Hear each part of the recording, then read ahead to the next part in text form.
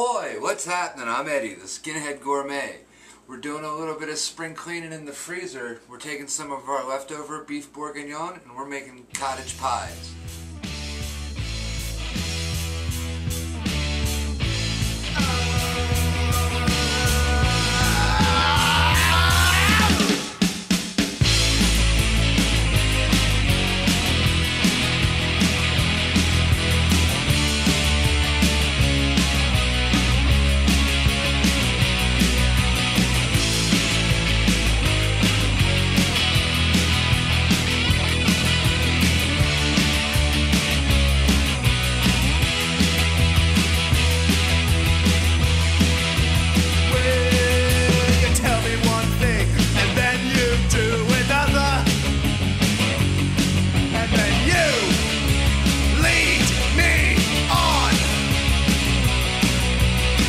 Many stories, why the hell do I bother? 'Cause it's always the same old song. First things we want to get going when we're doing our cottage pies, we have our oven preheated to about 350. We're going to get a large pot with some water going. We've got some potatoes peeled. We're going to start making some mashed potatoes, because without these we're not going to be able to do this recipe at all. If you're making a cottage pie, or perhaps a shepherd's pie, it's actually, there's a difference between the two. I know for years I'd thought of shepherd's pie as what my grandmother made with leftover roast or beef or whatever. Wrong. Actually, apparently a shepherd's pie has lamb in it, and a cottage pie would be a pie with beef. There's a few different ways you can cook and present these. You can always just put your filling at the bottom of a casserole dish, cover it with mashed potatoes, serve it that way. We're going to do two different other ways to do it. We're going to get some pie dough, roll it out in a pie plate. We're going to fill this with the dough, and then we're going to fill it and then top it with the mashed potatoes. We've also got some of these little souffle cups that we're just going to put some of our filling into, cover with mashed potatoes and cheese, and cook them that way. Once you have your pie dough down in the plate, you're going to have your oven at 350. You're going to put this in for about 10 minutes empty and cook it. That way it's going to be able to warm up and get a little bit crispy before you put the wet filling in it, and that'll just tear it apart. The filling for our cottage pie is going to be leftover beef bourguignon that we made in an earlier episode. I also had some leftover braised short ribs that was pretty much a very similar recipe. And I had both sitting in my freezer, just left over, so I put the two together, combined them, boiled them up together. And we've got this just kind of sitting at a low temperature, just staying warm. Right now we're just getting the two different batches mingling together while we have our potatoes cooking. The big thing we need to do right now is to make mashed potatoes. That's going to be the topping for our pie. That's going to be what makes it a cottage pie or a shepherd's pie. Keep your eyes out for a later episode on how to make that pie dough from scratch. So you've had your pie dough in for about 10 minutes. You pull it out, you should have a somewhat firm, crispy shell.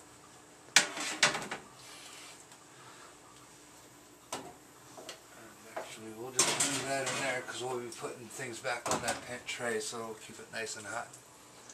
We're still waiting on our potatoes to cook, but we've got our pie dough cooked off, we've got our little souffle cups ready, we've got our mixture here is nice and warm, so we're going to start filling everything up. We're going to just take nice spoonfuls, and for these little cups we're going to fill them just about to the top.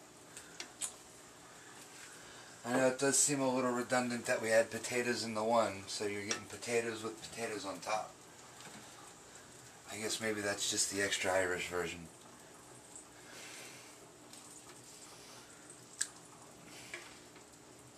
When you go to roll out your pie dough, if you have any left over, you can always cut out cute little shapes, like a shamrock, a little crescent moon, maybe a little shepherd's hook. You know, just twirl something up. And you can use these to put on top of our little souffle cup cottage pies, making each one a little bit different. Or say if you're getting ready to make a bunch for St. Patrick's Day, you can throw little shamrocks on top of all of them, make them a little bit more festive with what would basically be your throwaway scraps. As our potatoes are beginning to finish up and get close to done in the pot boiling, I wanted to bring up one thing that would be a great way for many of you to avoid having to go through this.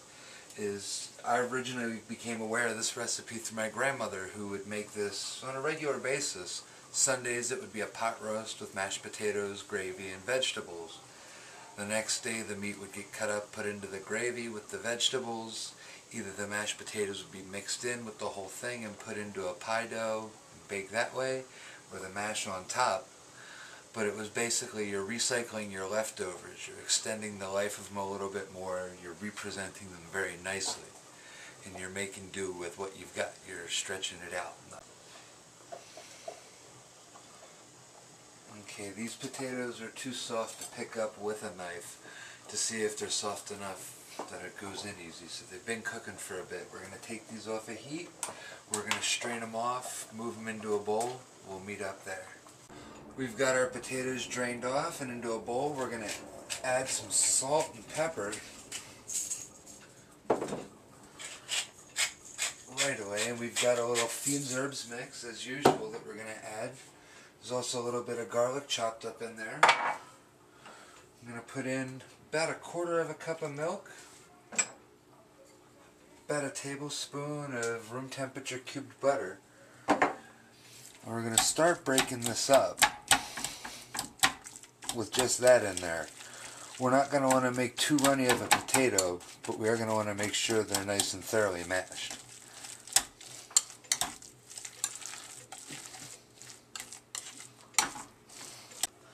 I've also got 1/4 cup of a nice sharp Irish cheddar. I've just got cut up nice and small. We're going to put this right in there, and we're just going to use the residual heat of the potatoes to melt it and finish. While you go through the process of mixing your potatoes, have some chicken stock. I've got about 1 cup's worth handy. Now we're going to add it in just a little bit at a time, because you don't want to drown your potatoes. But you can add a little bit and start to stir it and see how well everything breaks up. And just keep adding until you get to a nice consistency. So once you've gotten your potatoes to the consistency you want, you can tell they'll be somewhat firm. You can stand them up and pile them, but they're completely smooth. There's no chunks, there's no lumps, because in the next step that's really going to trip you up. While getting the potatoes together, make sure you taste them to make sure that they're going to taste good. You don't want bland, crummy potatoes on top of a beautiful little pie and have that ruin the whole thing. So we've got a pastry bag, a spatula, and a whole shitload of mashed potatoes here. We're going to start filling our pastry bag up with them. And you're not going to be able to get all of them in at once. That's okay. We can go back and reload as we have to. Once we get the potatoes in there, we're going to want to work them down. We've got the biggest tip that we have for the bag on it. We're going to take our little cups here. We're going to start filling. Don't you shut your fucking mouth. Oh, please just shut your fucking mouth. Bullshit! You're going on and on with your power and your glory. And then you're coming on strong with your bullshit and your lies. Seems to me like it's the same old story. But you can tell by the smell that something's on the rise. Why don't you shut your fucking mouth? Oh, please just shut your fucking mouth.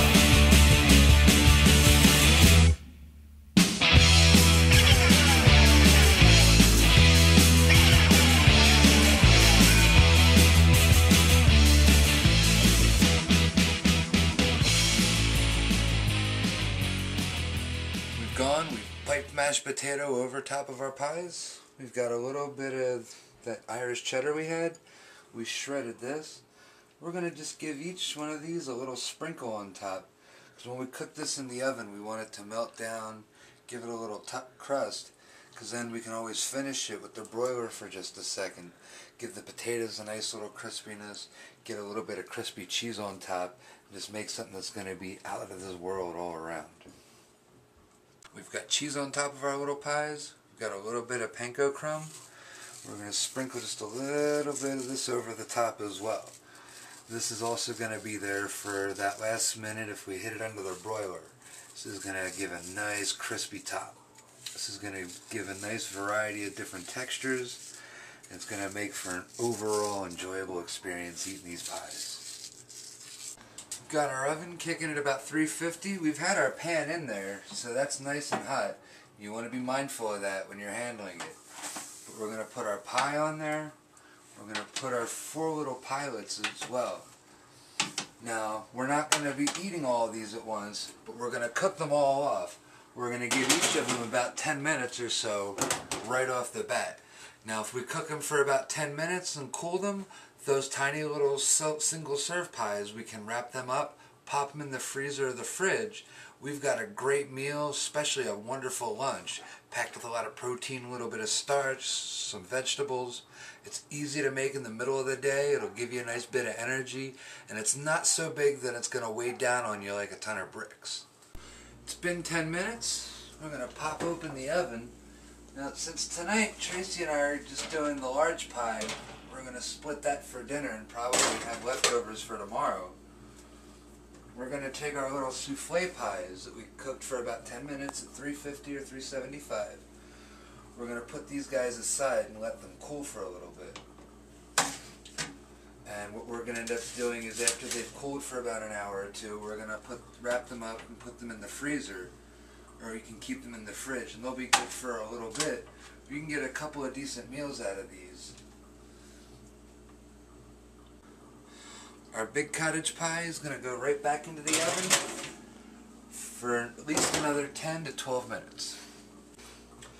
So with our little miniature single serving cottage pies, after we let them sit for about an hour or two, they're going to firm up a little bit.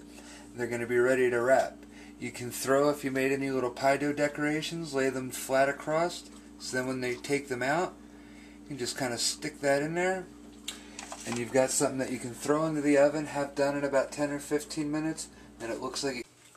So it's been about 15 minutes since we put the pie back in the oven, giving it a total of 25 minutes in at 350 to 375.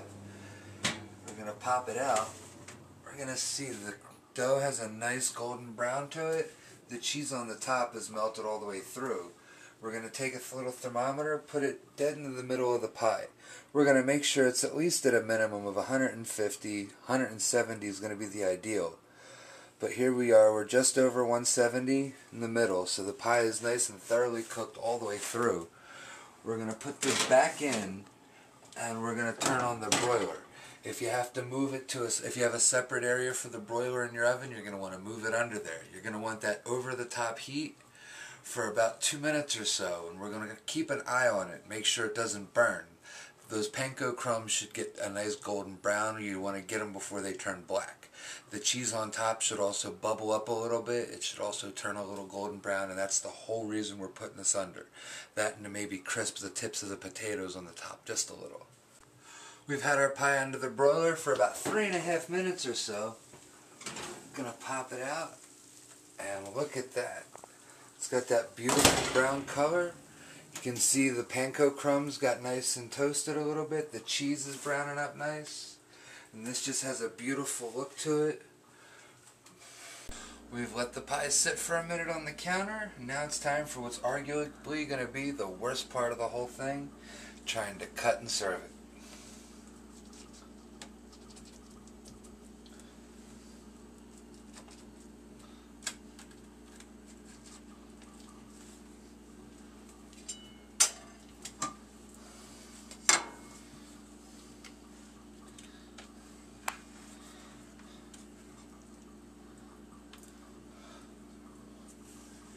If it doesn't come out perfect, don't feel bad. The first one's usually going to be the worst. When you go to reheat your little single serving cottage pies, you can use the same guidelines we did for the large one in the pie dough.